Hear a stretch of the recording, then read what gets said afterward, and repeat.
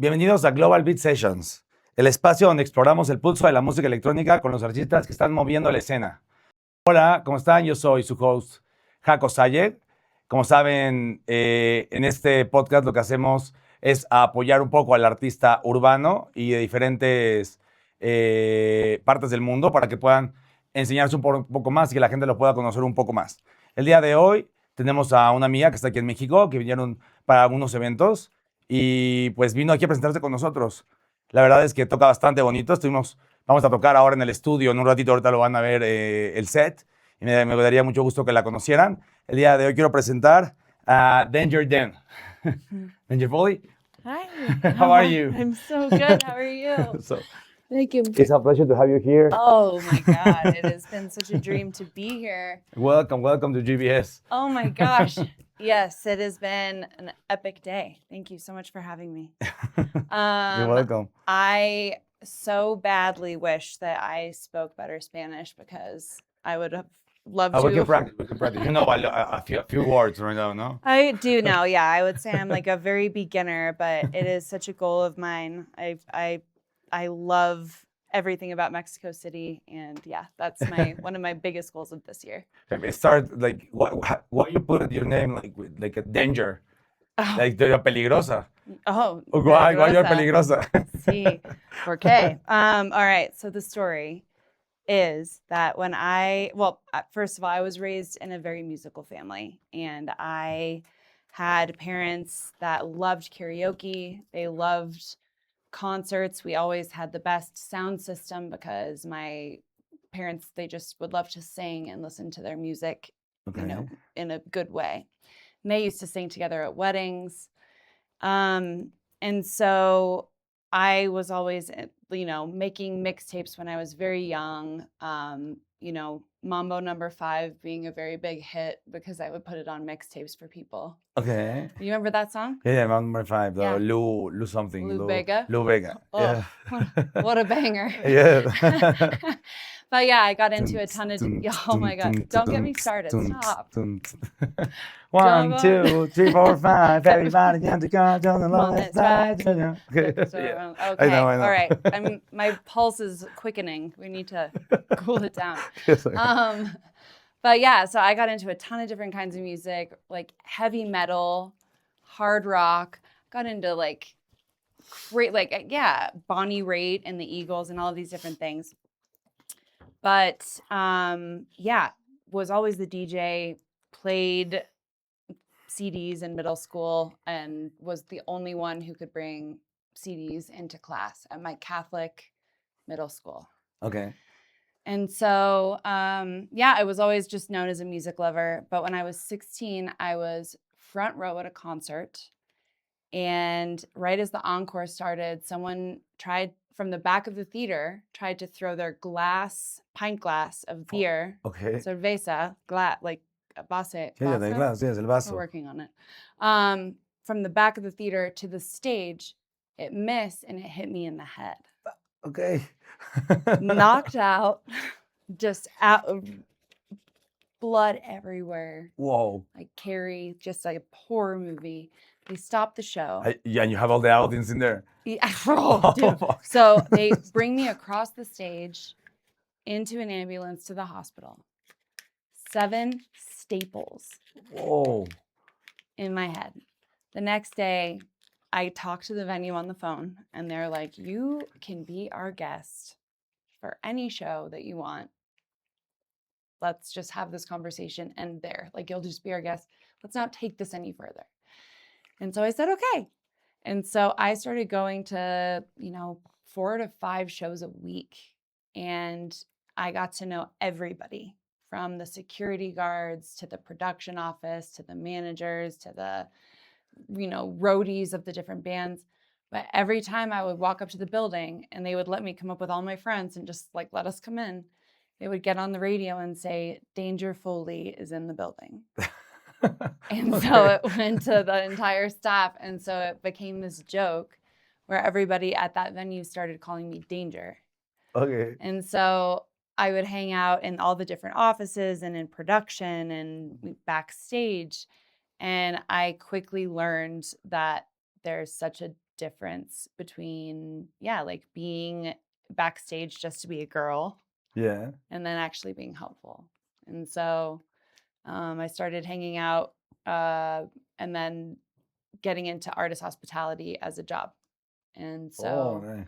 I would be backstage making sure that the green room was set up, doing all of the things that you do so inherently well here. Oh, Okay. it's just impeccable. Nice. But I get it. And so I have a special appreciation for it. But I was the shoulder that a lot of artists cried on when they were touring, and they would like just be so bummed out about life outside of touring and not being able to actually deal with it and process it and stuff. And so I just grew a heart for artists. And then, God, it's such a long story. I feel like do you want to like say some words right now? I feel like I've been talking forever already. No, it's okay. Oh my gosh, I know it's. So it's you start. It's a saga. You start to play when you was young, or you started more like at what age you start to, or you love to play for the people, or you start to love music. Your parents teach you? My parents taught me. I took piano as a little kid. Then I took guitar. Took djembe lessons. Wow, nice. Okay. And then I was a dancer. So nothing really stuck. I have really bad ADHD. And so I would like try something. I tried every sport. I tried most instruments. And yeah, I'm a dabbler historically. DJing and production is the first thing that I'm like sticking with. And it feels so good. I like finally found it. But yeah, I have just always, I've always just been around music. I've always loved it. Always. So you have a connection with the music, or like with also dancing and then playing? Yeah, big time. Big time. Neuroscience. Do you know that word? Yes, neuroscience. Neuroscience. Yes. So it's so tightly related to dancing and to music, especially music with heavy drums. Okay. Do you want me to talk about Yeah, it? the African it's like thing. my favorite thing to talk about. Afro house, like. I mean, yeah, to a certain degree. I mean, okay, so this is my favorite thing in the world to talk about. Okay. So my favorite term that I heard within the last year is collective effervescence. Okay, collective. Afro. Effervescence. Effervescence. Okay. And what it is it is a tangible frequency change that happens in churches, in drum circles, in basement raves. Okay. It's like the vibe you're feeling there. It is a time when people gather together where it is not about their ego and it is about something bigger than them that's a higher vibration. And so when people come together, so like live music, concerts, it's very palpable. It's like an actual, it changes like the frequency of a room when it's there. And so the connection to the music that you're talking about, like there is so much science that's coming out right now that talks about how sound frequency and sound, gosh, what's the word? Yeah, sound therapy. It's like busting tumors. Yes, heals you a lot. In ways that we're just now starting to understand. It's crazy. So I'm convinced that there's something bigger. For sure. The frequency is incredible. Yeah. And I mean, what's the best concert you've ever been to? Or the best, like, I don't know, big party or like no I don't know big parties, but I love to go to see Metallica. Yeah. For me, it's one of the best because they have like when they play, they do like something different, and you feel in your inside you your how bones. Everything. Yes, your bones. Totally. Yes. That's the feeling that I'm talking about. That is the feeling you that connect literally really deep, So that is an actual syncing of neurons as a tribe. Yes. So everybody that's in that audience that's experiencing that together is experiencing this syncing because this like sound is so powerful, which is why part of I would say my mission is to just spread awareness of how powerful concerts are. Okay. So you want to connect the people to the music and to their souls. Yeah, well, I mean, I think that there is such a thing as like malicious intent when it comes to like visuals at a concert and like certain sounds that jar the brain. You know who is like that, or who did something like that? Ray Charles. You remember him? Did he? Yeah, I mean Ray Charles. Ray Charles. Yes, he played the piano, and he would make it bad. He can listen. How to say in English? He can listen. How to say? He's deaf. He's deaf.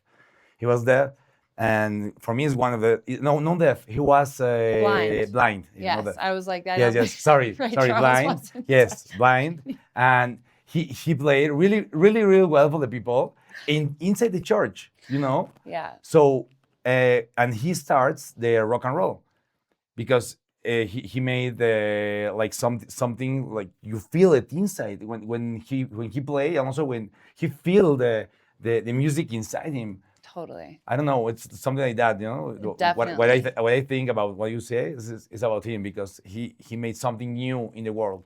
Totally. Absolutely. Then start the rock and roll, and then start the who's the rock and roll guy?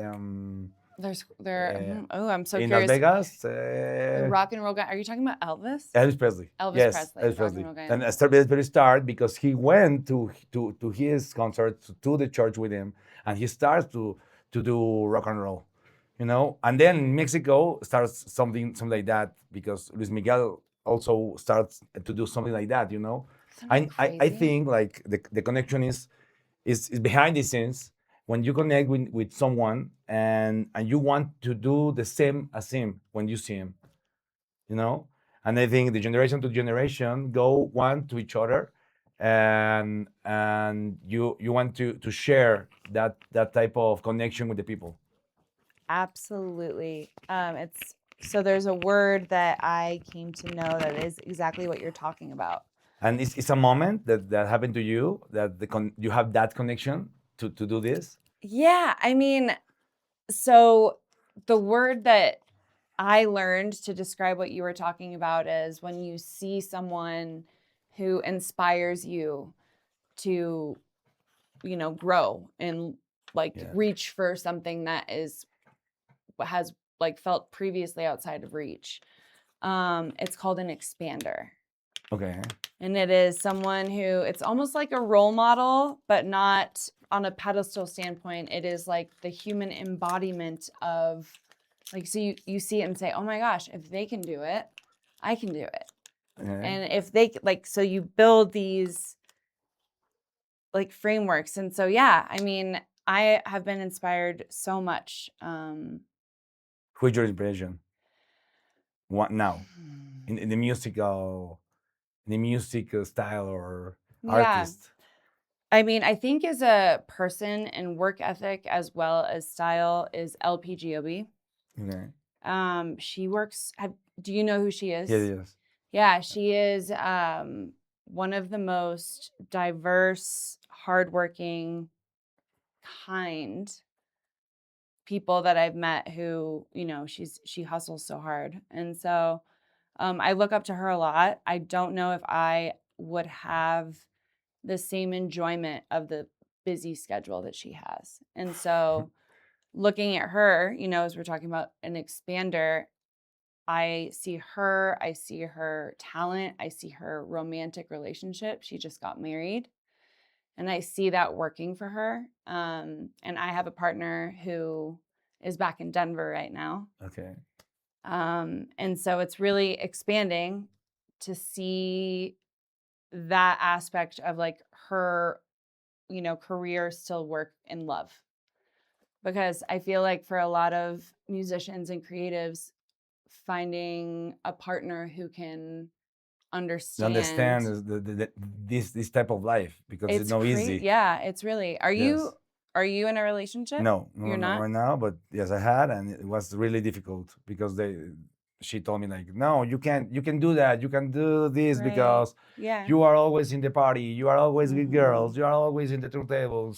How we are Totally. going to be together? I was like, okay, If this believe me, I isn't don't for want to be you. with another person. Like you are my person, you know. But Right. but she never understand that, you know. Yeah. And the final, you need to disconnect.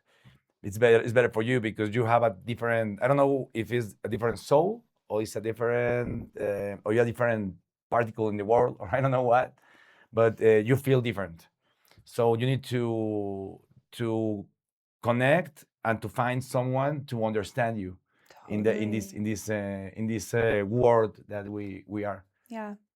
I mean, regarding relationships, I think what I have come to the conclusion about, which I think it's pretty brilliant, is waiting and holding out and being excited to be single until you find someone where both of your growth is exponential, where you meet them and they are just as excited to push you to be better as you are to push them to be better.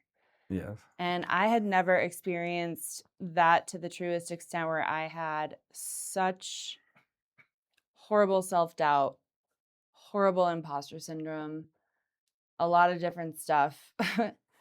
But being in the relationship that I'm in the partnership that I'm in, there's a level of, like, he's helped me see who I am. And it's not about being dependent on somebody, but it's like a mirror where you Yeah. get to just be like, oh, dang, like I can do lots of cool shit. Yeah. And so can you. Like, oh my gosh, look how cool you are. So yeah, I mean, Yeah.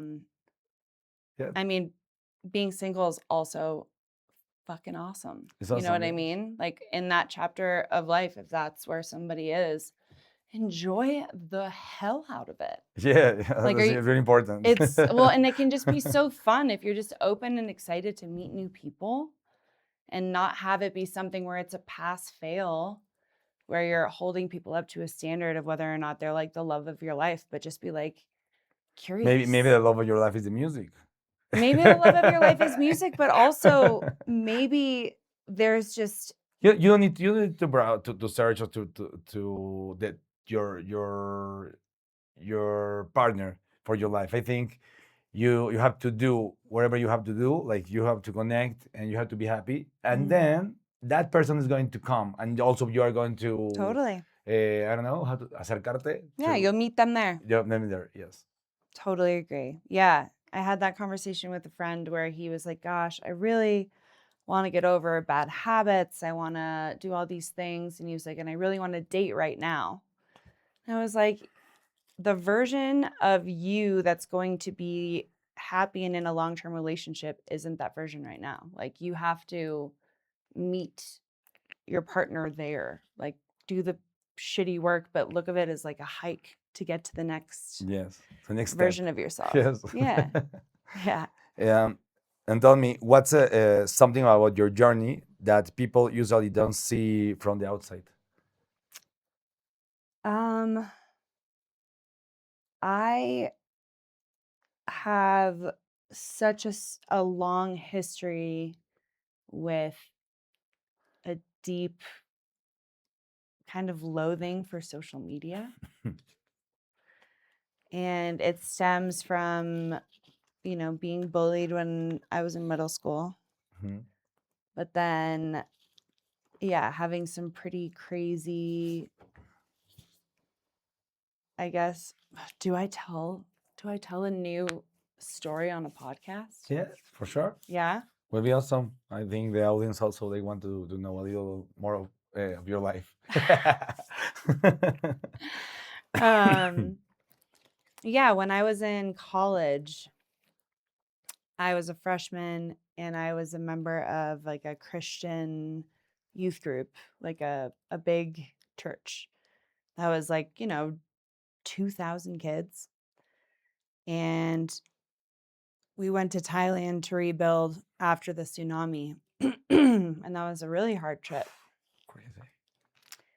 And yeah, we were in villages where people were not well after the tsunami. But yeah, I've realized since then that I can be a lot and that I'm an acquired taste. But there was a group of girls on that trip that really I don't think they liked me very much. And when we got back from that trip, there was an email that went out to the congregation, to all 2,000 people, about me. Okay. Wow. Basically saying that because I was going to parties and because I was like sarcastic and I was, vivacious in the sense that I would talk to anyone, basically that I was a bad Christian and that I shouldn't be allowed in the church. And it really broke my heart. And since then, I mean, I've had such a wild life. It's been really beautiful and filled with crazy experiences, but I think the thing that people wouldn't know about me is that I've seen a lot of dark places in life. I've seen a lot. Yes. The darkness on the darkness. Yeah. And I think it's really important because I've learned how to get light down there, and I think that by doing that, I'm able to just kind of relate what to you do people. when you see like darkness in a place, Yeah. that you do something. Meaning, yeah, I was depressed for a long time. I was in a car accident. I had a really bad neck injury that felt like glass in my neck. Like when I would turn my head, it felt like glass. Wow. And I, for a while, didn't want to be around. And it was a very complicated situation, but But when happened that to you, you think that makes you better or make you stronger? Oh my gosh. It's a good question because it's people that happen some things like that to them, and they say, "No, I want to be now just a bad boy, a bad girl. I want to do bad stuff because that happened to me." Right. I want to rebel. I want to be angry. I want to inflict pain because I am in pain. Yeah, Yeah, I like what you said, a bad boy or a bad girl. Yeah. I like that. I don't want to use the bad words. Oh, sorry. shit. Oh, we're not doing bad words. Yeah, My bad. we can say it, but Okay. I like it though. Yeah, I mean, I think it changed everything for me. Getting to a place where I did a lot of shadow work. Have you heard of shadow work? Yeah. Just doing like a lot of work on figuring out where my bad stuff, my shit, comes from. And I did it through this thing called To Be Magnetic. It's like an app, but it really helped me work through that first layer of like, okay, if I'm in pain all the time, what can I do? Like, if I'm not going to be here for a long time, what can I do to make the most impact? And what do I love more than anything? Sharing music. And I had shamans and healers literally grab me by the face and say, like, you are the messenger. Like, stop being scared. Get out of your own way. Like, you need to just share music. And so I'm trying. Is what are you doing right now? But do you went to We Can Survive? Yeah. That's amazing. Yeah. How was that? Oh my God. That was a miracle. Why you getting that? It's like, wow. That was the first Also, you many won the miracles. competition. It's like, what the fuck? That's a crazy story. So that was what, 2022, I think. 2022 or 2023. God. In the pandemic? Yeah, 2022. Yeah, Yeah. 2022, yeah, something like 2022. So it was early that summer, and I had come home from, I think, a bar. No, we were at a dinner, but I had had some wine. And I came back home and I was scrolling on Instagram and I saw this ad for like win a competition and play at the Hollywood Bowl. And I was like, scroll. And then something told me like, go back. And so I did. Okay. And so it was like, put in your SoundCloud and your YouTube. And I was brand new. I had no clue what production was. I was barely learning how to beat match and do the basics of DJing. Very early for this. So anyway, I scroll back up. I put in my SoundCloud. And again, I'm a little bit tipsy. And I go to bed. The next morning, I wake up to an email as I'm getting a call from my mom. And I get this email and it's like, congratulations, you've been accepted into this competition for the Hollywood Bowl. And I'm like, oh, Mom, guess what? I'm in this competition. I don't know what it is. I have like no concept. Turns out it was... Nobody wants to get in and Foley just... I was like, Mom, I was a little tipsy. So anyway, I'm reading it and it's for the American Foundation for Suicide Prevention, which meant a lot to me. As I mentioned to you, I've towed that rope, and I had also lost a friend earlier that year to suicide. And so it seemed like a weird coincidence. And so I'm talking to my mom about it, and she's like, oh, well, forward it to me. I just want to see what it is. Turns out it was basically you vote for music. You can vote for someone's music once a day. Okay. Or you can do a dollar amount that can equate to votes. So it's for this foundation, and it's this thing where you can vote for music multiple times. So anyway, I later that day start getting email after email from this competition. And it's like, hey, all of these random people are donating to your music, or they're voting for you. You're getting like hundreds of votes at a time. And I'm like, what the heck's going on? And so it's all from my parents' friends.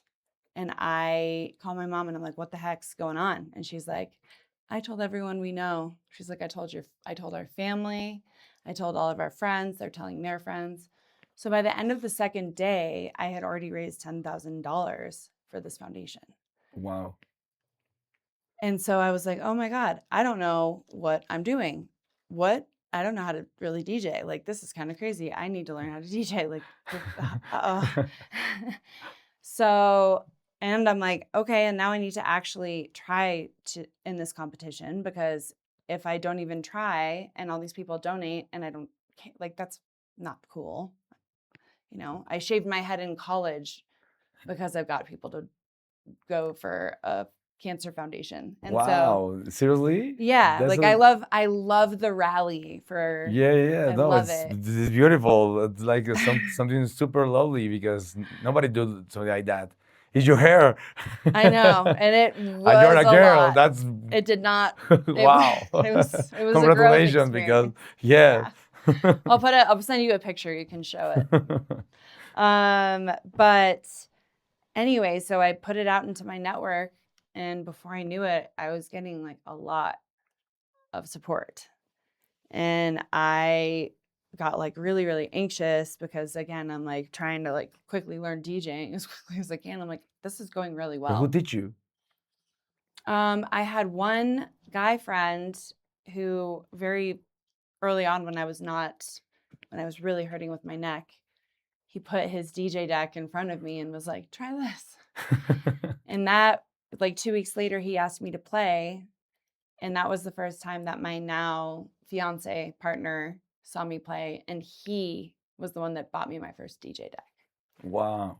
So my man was the biggest advocate and supporter of my starting. But God, that was like a whole roundabout tangent. What was the question? No, he teach you? No, he didn't teach me. I had lessons from that first guy who gave me his DJ deck, and then I had a mentor, which the Hollywood Bowl story. Okay. Okay, so we're finishing with the Hollywood Bowl. Yeah. This ties in. Okay, so I'm in this competition. I get to the semifinals. At this point, I've raised, this sounds insane, and the whole thing's kind of crazy. I feel like I could write an expose on it. We're not going to go there. At that point, I had raised around $80,000. Wow. Personally. Fuck, how many times? I was freaking out. Yes. Wow. So I get an email from this We Can Survive Odyssey competition, and they're like, hey, congrats on making it to the semifinals. By the way, if you win, you can only play fully original music because this is going to be streamed and we can't do copyright infringement. Good luck. Fuck. What you did? That's a crazy story, you know. So there I am getting this email and I crumble.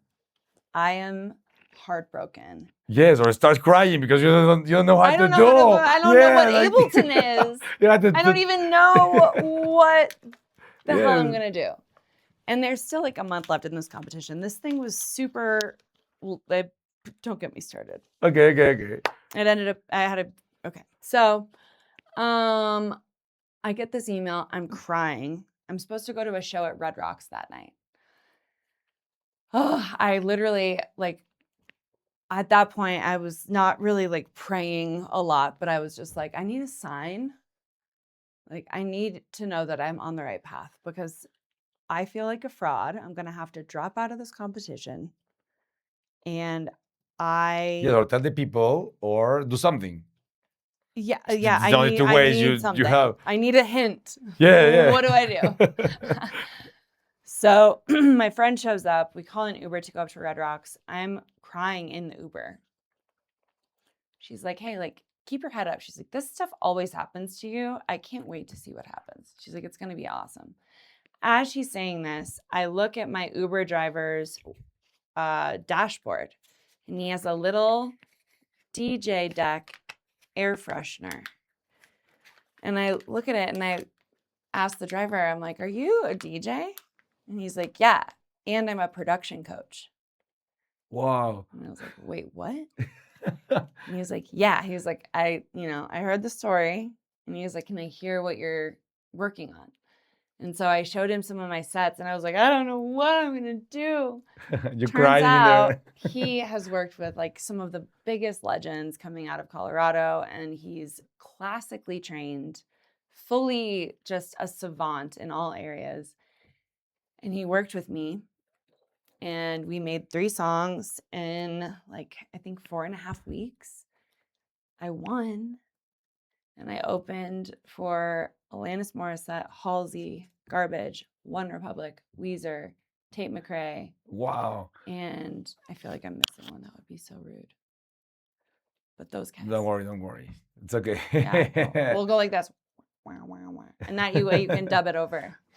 Wow, it's an amazing story. Yeah.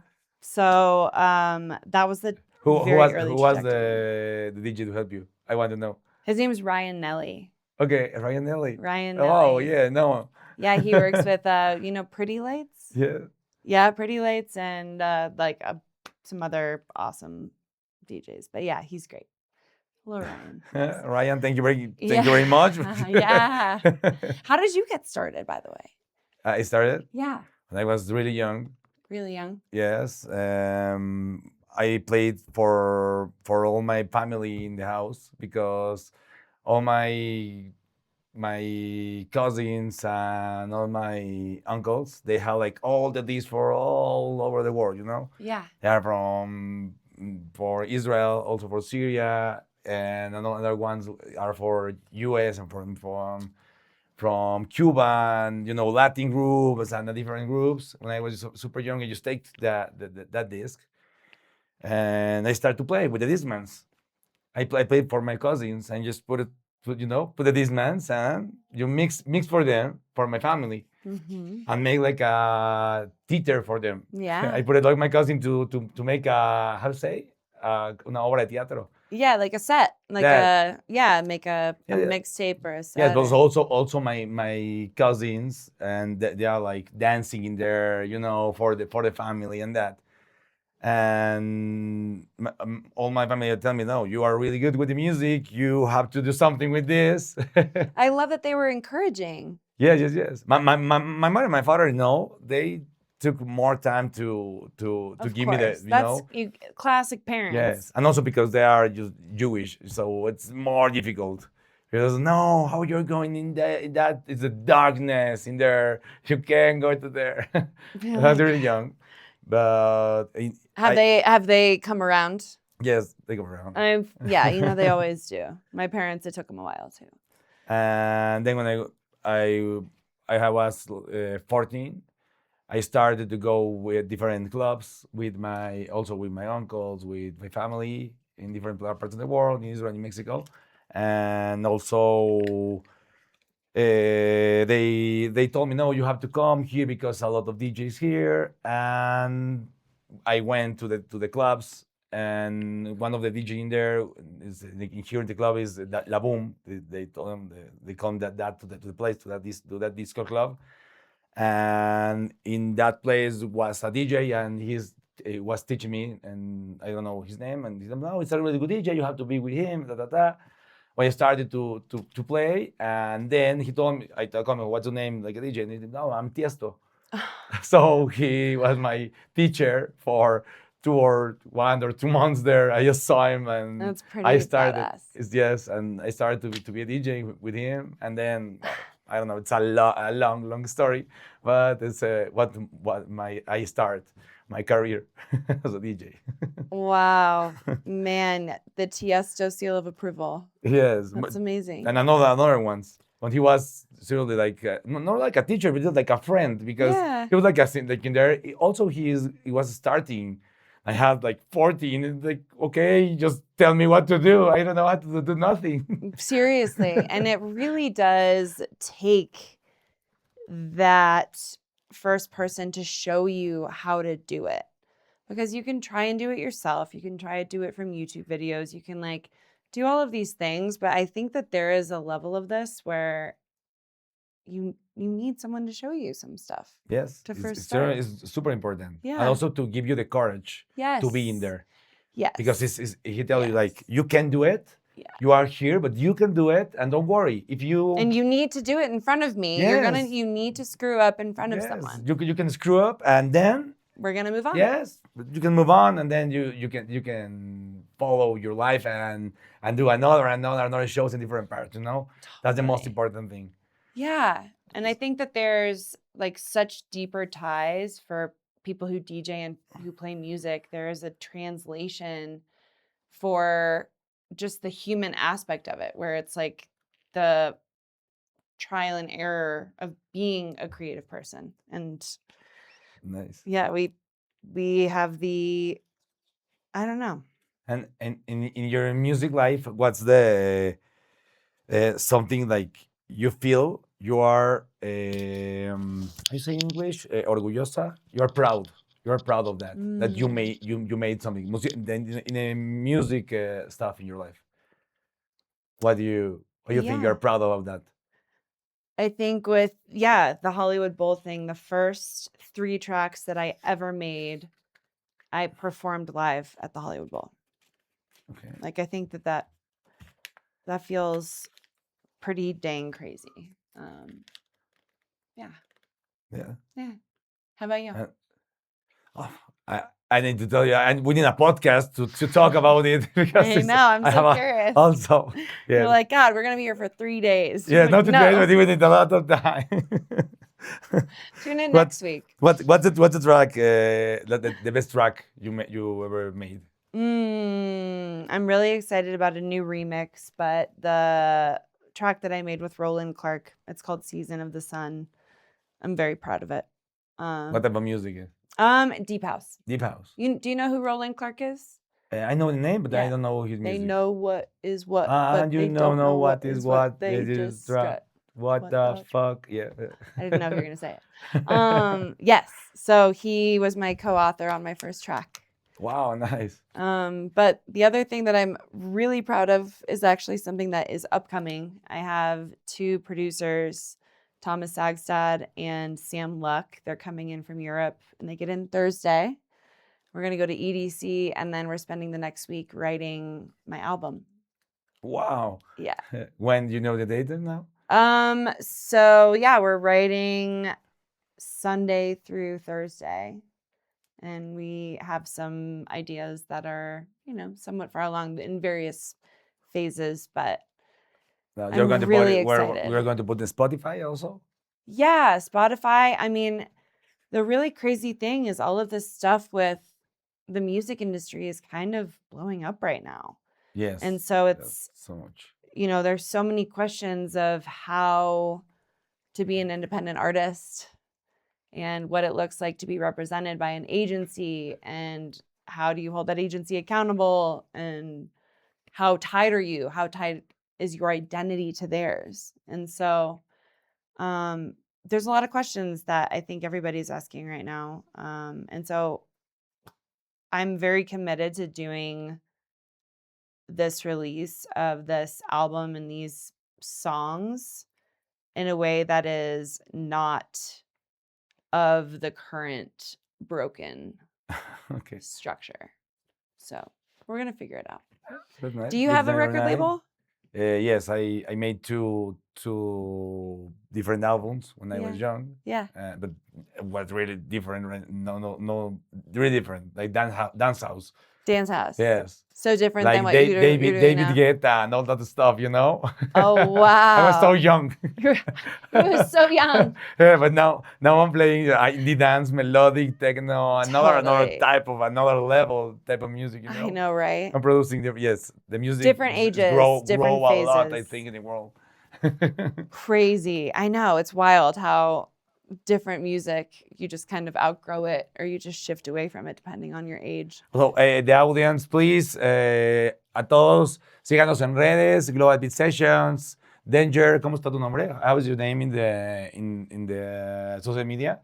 Social media is Danger Foley Music on Instagram. YouTube it's Danger Foley. Danger Foley. And Spotify. Yeah. Spotify, I'm on there as well as Danger Foley. But yes. Bueno, síganos, por favor. Follow us. Muchas gracias. Yeah, and, thank you for that. I have two more questions because Great. we don't have more time. I know, we could go all day. Yes, please. What's the funniest thing happened to you I don't know if in your life, but I think in a concert or something like that you want to share to the people? I think the funnest thing was having the opportunity to play a very cool after party for Austin City Limits. Oh, wow. And where? It was in this it was a very interior part of like a backstage area of the festival. And so there was like maybe 100 people there. Oh, nice. Okay. Which is pretty cool. But it was made possible because I was just prepared. And so I think that like it was so epic because the spontaneity was available and like having your USB with you at all times, having headphones when it makes sense to bring them around, but also like curating your music in a way where you have the opportunity to just be on the fly and say yes to things is how you have so much fun, a lot of fun in all of this. Nice. Yeah. And the last question. Okay. If you, and this is a question I asked for all the artists come here. If you can give an advice for the kids or for the people in the music, in the world, what will be your advice for them? It really is a hike. If you get into a creative space, especially in music, it is a journey that you will walk a lot of alone. And as you go, you're going to have times where it's flat and it's really nice, and you're going to have friends join you, and it's going to be great and easy. And then there's times when you're going to be hiking at a very steep incline alone in the rain without a flashlight. And then you come to a clearing and there's someone waiting there for you with a snack and a blanket, and it's great.